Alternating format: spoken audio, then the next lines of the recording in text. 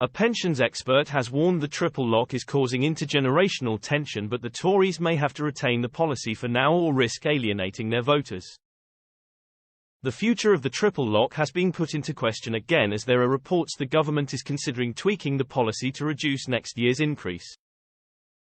The increase in average earnings figure at 8.5% is now likely to be the metric used for the state pension increase next April.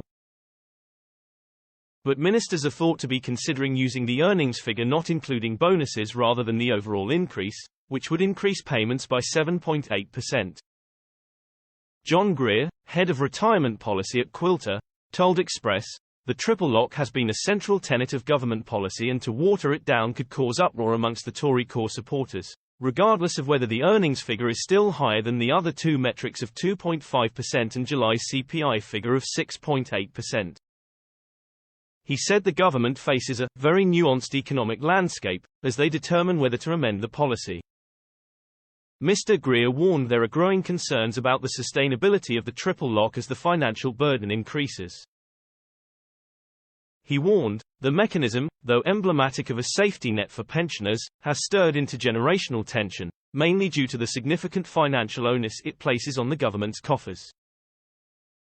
The narrative around the triple lock often mixes with broader discussions on the appropriate level of state pension vis-a-vis mean full-time earnings. Ultimately, there needs to be a cross-party consensus on what the level of the state pension should be relative to mean full-time earnings. Without a target, what is the triple lock aiming for? It is a policy with no destination. Separately, once the level of the state pension is agreed, its real value relative to earnings should be maintained, a system that, for example, is in place in Australia.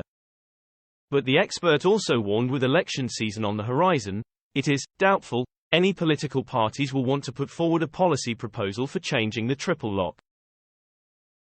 He explained, as the election campaigning gathers steam in the ensuing months, the discourse around the triple lock is likely to intensify.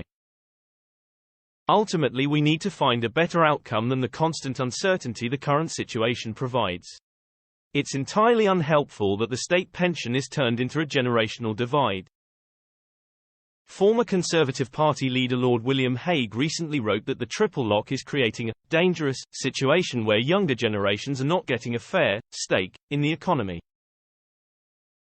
Angela Rayner, deputy leader of the Labour Party, refused to commit to the triple lock when she was asked about it recently on BBC Breakfast. The state pension increased by a record 10.1% earlier this year due to high levels of inflation throughout last year. Ministers amended the policy for the previous year's state pension increase, when the average earnings metric was suspended, due to a warped increase in earnings coming out of the coronavirus pandemic. Steve Webb, partner at LCP, said both the Tories and Labour would like to ditch the triple lock, but they are cautious to make that the public policy.